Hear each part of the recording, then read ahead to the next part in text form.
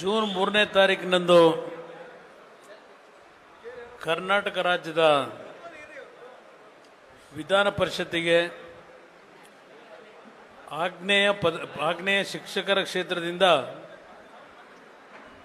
ಸ್ಪರ್ಧೆ ಮಾಡಿರ್ತಕ್ಕಂಥ ಆತ್ಮೀಯ ಸ್ನೇಹಿತರು 3 ಬಾರಿ ವಿಧಾನ ಪರಿಷತ್ತಿನ ಸದಸ್ಯರು ಆಗಿರ್ತಕ್ಕಂಥ ವೈ ಎ ನಾರಾಯಣಸ್ವಾಮಿ ಅವರು ಭಾರತೀಯ ಜನತಾದಳ ಹಾಗೂ ಭಾರತೀಯ ಜನತಾ ಪಾರ್ಟಿ ಹಾಗೂ ಜನತಾದಳದ NDAಯ ಒಮ್ಮತದ ಅಭ್ಯರ್ಥಿಯಾಗಿ ಸ್ಪರ್ಧೆಯನ್ನು ಮಾಡಿದ್ದಾರೆ. ಅವರ ಪರವಾಗಿ ಈ ದಿನ ಚಿಕ್ಕಬಳ್ಳಾಪುರದ ಎರಡೂ ಪಕ್ಷಗಳ ನಮ್ಮ ಆತ್ಮೀಯ ಕಾರ್ಯಕರ್ತ ಬಂಧುಗಳು ಮತ್ತು ಈ ಜಿಲ್ಲೆಯ ಶಿಕ್ಷಕರ ಒಂದು ಆಶೀರ್ವಾದವನ್ನು ನಾರಾಯಣಸ್ವಾಮಿ ಅವರ ಪರವಾಗಿ ತಮ್ಮಿಂದ ಪಡೆಯತಕ್ಕಂಥ ಮನವಿಯನ್ನು ಸಲ್ಲಿಸಲಿಕ್ಕೆ ರಾಜ್ಯದ ಮಾಜಿ ಉಪಮುಖ್ಯಮಂತ್ರಿಗಳು ಹಾಲಿ ವಿರೋಧ ಪಕ್ಷದ ನಾಯಕರು ಆಗಿರ್ತಕ್ಕಂಥ ಅಶೋಕ್ ಅವರು, ಮತ್ತೊಬ್ಬ ಮಾಜಿ ಉಪಮುಖ್ಯಮಂತ್ರಿಗಳಾಗಿರ್ತಕ್ಕಂಥ ಆತ್ಮೀಯ ಶಾಸಕರು ಮಿತ್ರರು ಆಗಿರ್ತಕ್ಕಂಥ ಅಶ್ವಥ್ ನಾರಾಯಣ ಅವರು, ವಿಧಾನ ಪರಿಷತ್ತಿನ ಸದಸ್ಯರುಗಳಾಗಿರ್ತಕ್ಕಂಥ ನಾರಾಯಣಸ್ವಾಮಿ ಅವರು ಮತ್ತು ನವೀನ್ ಅವರು, ಅಲ್ಲಿಂದ ನಮ್ಮ ಪಕ್ಷದ ನನ್ನ ಆತ್ಮೀಯ ಸ್ನೇಹಿತರು ಶಿಡ್ಲಘಟ್ಟದ ಶಾಸಕರು ಆಗಿರ್ತಕ್ಕಂಥ ರವಿಕುಮಾರ್ ಅವರೇ, ಅಲ್ಲಿಂದ ನಮ್ಮ ವೆಂಕಟಶಿವಾರೆಡ್ಡಿ ಅವರು ಶ್ರೀನಿವಾಸಪುರದ ಶಾಸಕರು ಹಿರಿಯರಿದ್ದಾರೆ, ನಮ್ಮ ನರಸಿಂಹಮೂರ್ತಿ ಇದ್ದಾರೆ. ಈಗ ಎಲ್ಲ ಪ್ರಮುಖರು ಈ ಒಂದು ಕಾರ್ಯಕ್ರಮದಲ್ಲಿ ಭಾಗವಹಿಸಿ ಈಗಾಗಲೇ ಅಶೋಕ್ ಅವರು ಮತ್ತು ಅಶ್ವಥ್ ನಾರಾಯಣ ಅವರು ಮಾತನಾಡಿದ್ದಾರೆ. ಅದರ ಜೊತೆಯಲ್ಲಿ ನಮ್ಮ ಅಭ್ಯರ್ಥಿ ನಾರಾಯಣಸ್ವಾಮಿ ಅವರು ಸಹ ಸುದೀರ್ಘವಾಗಿ ಶಿಕ್ಷಣ ಕ್ಷೇತ್ರದಲ್ಲಿ ಅವರ ಒಂದು ಪ್ರಾಮಾಣಿಕ ಸೇವೆಯನ್ನೇನು ಮಾಡಿದ್ದಾರೆ ಅದೆಲ್ಲದರ ಮಾಹಿತಿಗಳನ್ನು ಕೊಟ್ಟಿದ್ದಾರೆ. ಚಿಕ್ಕಬಳ್ಳಾಪುರದ ಈ ಒಂದು ಭಾಗದ ಎಲ್ಲ ಎರಡೂ ಪಕ್ಷಗಳ ನಮ್ಮ ನಿಷ್ಠಾವಂತ ಕಾರ್ಯಕರ್ತ ಬಂಧುಗಳು ಕಳೆದ ಲೋಕಸಭೆ ಚುನಾವಣೆಯಲ್ಲಿ BJPಯ ಮತ್ತು ಜನತಾದಳದ ಅಭ್ಯರ್ಥಿಗಳಾಗಿ ಡಾಕ್ಟರ್ ಸುಧಾಕರ್ ಅವರೇನು ಚುನಾವಣೆಗೆ ಸ್ಪರ್ಧೆ ಮಾಡಿದರು, ಅವರ ಗೆಲುವಿಗೆ ತಮ್ಮೆಲ್ಲರ ಒಂದು ಶ್ರಮವನ್ನು ಹಾಕಿರ್ತಕ್ಕಂಥದ್ದೇನಿದೆ ಅದಕ್ಕೆ ಪ್ರಥಮವಾಗಿ ನಿಮ್ಮೆಲ್ಲರಿಗೆ ನನ್ನ ಕೃತಜ್ಞತೆಗಳನ್ನು ಅಭಿನಂದನೆಗಳನ್ನು ಸಲ್ಲಿಸ್ತೀನಿ.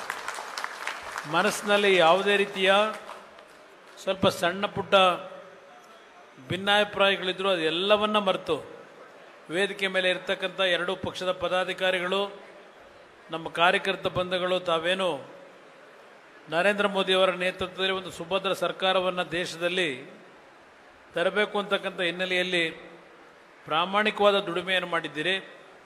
ನಿಮ್ಮ ದುಡಿಮೆಯ ಫಲ ಬಹುಶಃ 3ನೇ ತಾರೀಕು ಇಲ್ಲಿ ನಾರಾಯಣಸ್ವಾಮಿಯವರೇನು ಮತದಾನವನ್ನು ನೀವು ಮಾಡಬೇಕು ಅವರ ಪರವಾಗಿ, ಮತ್ತು 4ನೇ ತಾರೀಕಿನ ಲೋಕಸಭೆಯ ಫಲಿತಾಂಶ ಏನಿದೆ, ಮತ್ತು 6ನೇ ತಾರೀಕಿನಂದು ನಾರಾಯಣಸ್ವಾಮಿಯವರ ಫಲಿತಾಂಶ, ಇದು ಎಲ್ಲದರ ಜಯವನ್ನು ತಂದುಕೊಡ್ತಕ್ಕಂಥದ್ದು ನಿಮ್ಮ ಕೈನಲ್ಲಿದೆ ಅಂತಕ್ಕಂಥದ್ದನ್ನು ಪ್ರಥಮವಾಗಿ ನಿಮ್ಮೆಲ್ಲರ ಮುಂದೆ ಹೇಳಲಿಕ್ಕೆ ಬಯಸ್ತಾ ಇದ್ದೇನೆ.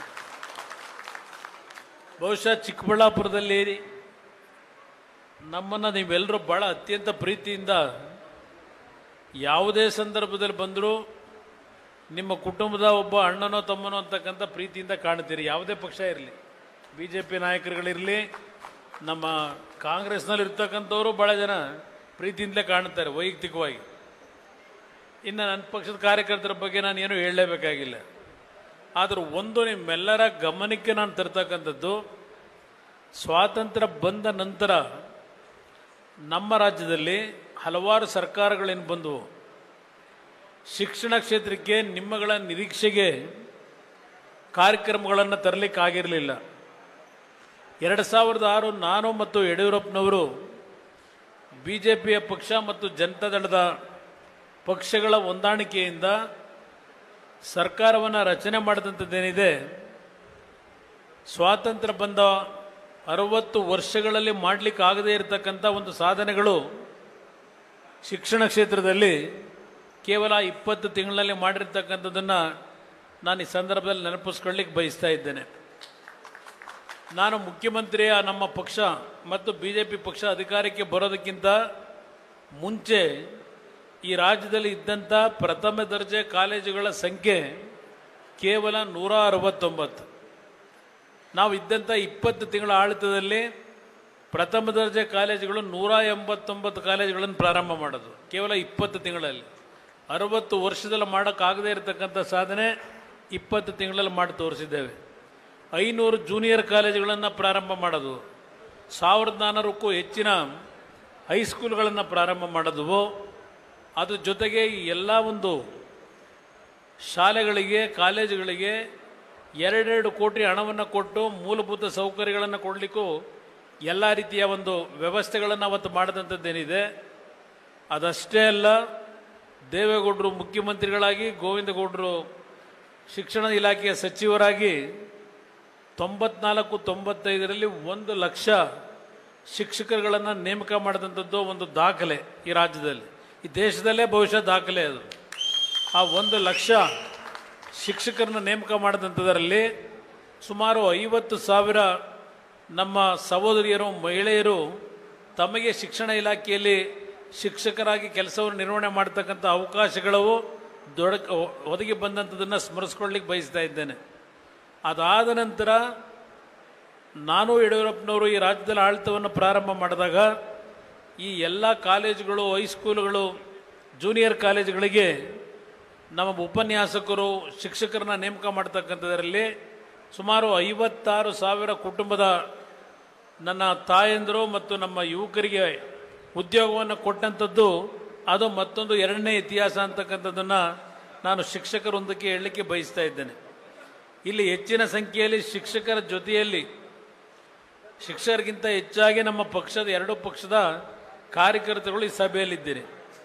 ನಿಮ್ಮೆಲ್ಲರಲ್ಲಿ ನಾನು ಮನವಿ ಮಾಡ್ತಕ್ಕಂಥದ್ದು, ನಿಮ್ಮ ಹಳ್ಳಿಗಳಲ್ಲಿ ಇರ್ತಕ್ಕಂಥ ಶಿಕ್ಷಕರೇನಿದ್ದಾರೆ ಅವರ ಮನೆಗಳಿಗೆ ಹೋಗಿ ಅವರಿಗೆ ಮನವೊಲಿಸಿ ಇವತ್ತು ಶಿಕ್ಷಣಕ್ಕೆ, ಶಿಕ್ಷಣ ಕ್ಷೇತ್ರಕ್ಕೆ ಯಾವೊಂದು ಕೊಡುಗೆಯನ್ನು ಜನತಾದಳ ಮತ್ತು BJP ಪಕ್ಷಗಳು ಅಧಿಕಾರದಲ್ಲಿದ್ದಾಗ ಗೌರವ ಸಲ್ಲಿಸಿದ್ದೇವೆ.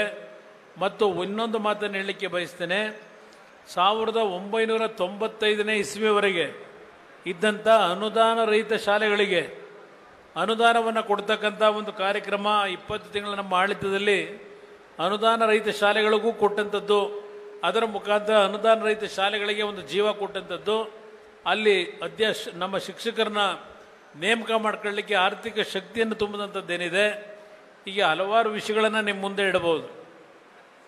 ಅದರಿಂದ ಇವತ್ತು ಈ ಒಂದು ಚುನಾವಣೆ ಶಿಕ್ಷಕರು ಮತವನ್ನು ಕೊಡ್ತಕ್ಕಂಥದ್ದೇನಿದೆ, ನಿಮ್ಮಗಳ ಒಂದು ದುಡಿಮೆ ಈ ಬಾರಿ ಇವತ್ತೇನು ಸುಮಾರು 25,000 ಶಿಕ್ಷಕರು ಇರಬೇಕೇನೋ.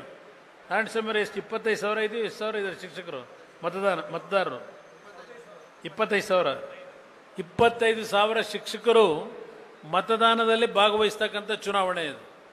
ಇಲ್ಲಿ ನಮ್ಮ ಕಾರ್ಯಕರ್ತರುಗಳು ಆ ಪ್ರತಿಯೊಂದು ಹೋಬಳಿ ಮಟ್ಟದಲ್ಲಿ ನಿಮ್ಮ ತಾಲೂಕು ಕೇಂದ್ರಗಳಲ್ಲಿ ಏನೋ ಒಂದು ನಿಮ್ಮ ಹಳ್ಳಿಯಲ್ಲಿ ಇರ್ತಕ್ಕಂಥ ಶಿಕ್ಷಕರ ಅಡ್ರೆಸ್ಗಳನ್ನು ತಾವು ತೆಗೆದುಕೊಳ್ಳೋದ್ರ ಮುಖಾಂತರ ಆ ವಿಳಾಸದ ಅವರ ಮನೆಗಳಿಗೆ ಭೇಟಿ ಕೊಟ್ಟು ಅವರ ಮನವೊಲಿಸಿ ಈ ಚುನಾವಣೆಯಲ್ಲಿ ಈ 2 ಪಕ್ಷದ ಮೈತ್ರಿ ಅಭ್ಯರ್ಥಿ ನಾರಾಯಣ ಸ್ವಾಮಿ ಅವರ ಮುಂದಿನ ದಿನಗಳಲ್ಲಿ ಇನ್ನೂ ಉತ್ತಮವಾದ ರೀತಿಯಲ್ಲಿ ಶಿಕ್ಷಕರ ಪರವಾಗಿ, ಶಿಕ್ಷಣದ ಇಲಾಖೆಯ ಪರವಾಗಿ ಇರ್ತಕ್ಕಂಥ ಲೋಪಗಳನ್ನು ಸರಿಪಡಿಸಲಿಕ್ಕೆ ಒಂದು ಧ್ವನಿಯಾಗಿ ಕೆಲಸವನ್ನು ಮಾಡ್ತಕ್ಕಂಥ ದೃಷ್ಟಿಯಿಂದ ನಾರಾಯಣ ಸ್ವಾಮಿ ಅವರನ್ನು ಆಯ್ಕೆ ಮಾಡಿ ಅಂತ ಹೇಳಿ ಇವತ್ತು ಶಿಕ್ಷಕರಿಗೆ ಮನವಿ ಮಾಡ್ತಕ್ಕಂಥ ಒಂದು ಜವಾಬ್ದಾರಿನ ನೀವೆಲ್ಲ ತೆಗೆದುಕೋಬೇಕು ಅನ್ನೋದನ್ನು ಈ ಸಂದರ್ಭದಲ್ಲಿ ಹೇಳಲಿಕ್ಕೆ ಬಯಸ್ತೀನಿ. ಇನ್ನು ಸರ್ಕಾರದ ಬಗ್ಗೆ ಈಗಾಗಲೇ ನಮ್ಮ ಅಶೋಕ್ ಅವರು ಸುದೀರ್ಘವಾಗಿ ಹೇಳಿದ್ದಾರೆ. ನಮ್ಮ ರೈತರು ಬದುಕಿದ್ದಾರೆ ಅಂತಕ್ಕಂಥದ್ದೇ ಈ ಸರ್ಕಾರ ಮರ್ತೋಗಿದೆ. ಕಳೆದ ಬಾರಿ ಈ ರಾಜ್ಯದಲ್ಲಿ ಆದಂಥ ಬರಗಾಲಕ್ಕೆ ನಮ್ಮ ರೈತರ ಒಂದು ಸಂಕಷ್ಟಗಳಿಗೆ ಯಾವ ರೀತಿ ಬಂದಿದ್ದಾರೆ. ಈಗ ಮೊನ್ನೆ ಒಂದು ಸಭೆ ಮಾಡಿದ್ದಾರೆ. ಏನು ಅಶೋಕ್ ಅವರು ಹೇಳಿದಂಥ ರೀತಿಯಲ್ಲಿ ಈ ವರ್ಷ 850 ರೈತರ ಆತ್ಮಹತ್ಯೆ ಪ್ರಕರಣ ಆಗಿದೆ. ಆತ್ಮಹತ್ಯೆಗೆ ಕಾರಣಗಳೇನು ಅಂತ ಹೇಳಿ ಈ ಸಮಿತಿ ರಚನೆ ಮಾಡಿ ಸಮಿತಿ ಮುಖಾಂತರ ಜನ ವರದಿ ತಗೋತಾರಂತೆ.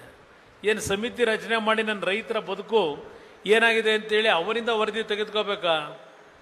ನನ್ನ ರೈತರ ಬದುಕು ಇವತ್ತು ಪ್ರತಿನಿತ್ಯ ಮಳೆಗಾಲ ಪ್ರಾರಂಭ ಆದಾಗ ಅವನಿಗೆ ಲಾಭ ಬರುತ್ತೋ ನಷ್ಟ ಇದೆಯೋ, ಬೆಳೆ ಬೆಳೆದಂಥದ್ದು ಬೆಳೆ ಸಿಗುತ್ತೋ ಕೈಗೆ ಇಲ್ವೋ ಅಂತಕ್ಕಂಥದ್ದನ್ನು ಯೋಚನೆ ಮಾಡಿದೆ.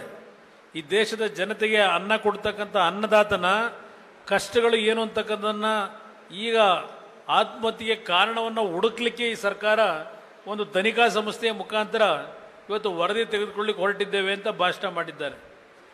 ಸುಮಾರು 10-15 ವರ್ಷಗಳ ಉಪಮುಖ್ಯಮಂತ್ರಿಗಳಾಗಿ 7 ವರ್ಷ ಮುಖ್ಯಮಂತ್ರಿಗಳಾಗಿ ನನ್ನ ರೈತರು ಯಾತಕ್ಕೆ ಆತ್ಮಹತ್ಯೆ ಮಾಡ್ಕೋತಾರೆ ಅಂತಕ್ಕಂಥ ಒಂದು ಸಣ್ಣ ವಿಷಯವನ್ನು ತಿಳ್ಕೊಳ್ಳಿಕ್ಕೆ ಇವ್ರ ಕೈನಲ್ಲಿ ಶಕ್ತಿ ಇಲ್ಲ ಅಂದರೆ ಇನ್ನು ಯಾವ ರೀತಿ ಇವರು ಆಡಳಿತವನ್ನು ನಡೆಸಿದ್ದಾರೆ ಅಂತಕ್ಕಂಥದ್ದನ್ನು ಯೋಚನೆ ಮಾಡಿ. ಇವತ್ತು ನನ್ನ ರೈತರ ಬದುಕೇನಾಗಿದೆ, ಹಳ್ಳಿಗಳಲ್ಲಿ ಯಾವ ರೀತಿ ಬದುಕ್ತಾ ಇದ್ದಾರೆ. ಇವತ್ತು ಏನೊಂದು ಮೊನ್ನೆ ಒಂದು ವಾರದಿಂದ ಮಳೆ ಏನಾಗಿದೆ, ಹಲವಾರು ಪ್ರದೇಶದಲ್ಲಿ ಬಾಳೆ ಬೆಳೆ ಬೆಳೆದಂಥ ರೈತರ ಬೆಳೆ ಸಂಪೂರ್ಣ ನಾಶ ಆಯಿತು. ಅಡಿಕೆ ಗಿಡಗಳು ಬಿದ್ದೋಗಿದ್ದಾವೆ. ಅಲ್ಲಿಂದ ನಮ್ಮ ತಂಬಾಕು, ನಮ್ಮ ಪಿರಿಯಾಪಟ್ಟಣ ಮೈಸೂರು ಭಾಗದಲ್ಲಿ ನಮ್ಮ ಮುಖ್ಯಮಂತ್ರಿಗಳ ಜಿಲ್ಲೆನೇ, ಅವರೇ ರೆಪ್ರೆಸೆಂಟ್ ಮಾಡ್ತಕ್ಕಂಥದ್ದು. ತಂಬಾಕು ಬೆಳೆ ಸಂಪೂರ್ಣ ನಾಶ ಆಗಿದೆ, ಶುಂಠಿ ನಾಶ ಆಗಿದೆ.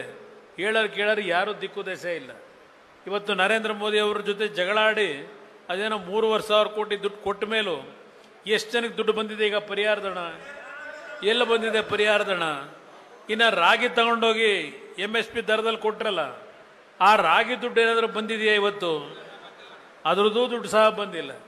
ಈಗ ಹೇಳ್ತಾ ಹೋದರೆ 1 ಗಂಟೆ ಮಾತನಾಡ್ಬೋದು. ಆದರೆ ಒಂದು ನನ್ನ ಕಾರ್ಯಕರ್ತರು, ಎರಡೂ ಪಕ್ಷದ ಕಾರ್ಯಕರ್ತರಿಗೆ ಈ ಚುನಾವಣೆ ಚಿಕ್ಕಬಳ್ಳಾಪುರ ಲೋಕಸಭಾ ಕ್ಷೇತ್ರದಲ್ಲಿ ಯಾವ ಒಂದು ದೊಡ್ಡ ಮಟ್ಟದ ಹೋರಾಟ ಮಾಡಿದ್ದೀರಿ, ಅದೇ ಹೋರಾಟ ಈ ಒಂದು ವಿಧಾನ ಪರಿಷತ್ತಿನ ಚುನಾವಣೆಗೂ ನಿಮ್ಮ ಶಕ್ತಿಯನ್ನು ಧಾರೆ ಎರೆದು ನಾರಾಯಣ ಸ್ವಾಮಿ ಅವ್ರನ್ನ ಗೆಲ್ಲಿಸ್ತಕ್ಕಂಥದ್ರ ಮುಖಾಂತರ ಇವತ್ತು ಜನತಾದಳ ಮತ್ತು BJP ಪಕ್ಷದ ಒಂದು ಮೈತ್ರಿ